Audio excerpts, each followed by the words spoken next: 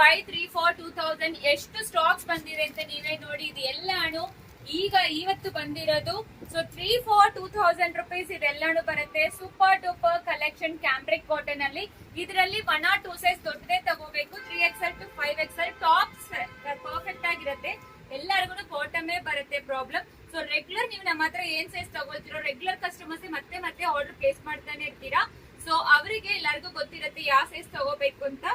ಇನ್ನ chest size measurement ಎಲ್ಲಾನು measurement ಹಾಕಿದೀವಿ. ಚೆಕ್ ಮಾಡ್ಕೊಂಡು ಅದನ್ನೇ ಆರ್ಡರ್ ಪ್ಲೇಸ್ ಮಾಡ್ಕೊಳ್ಳಿ.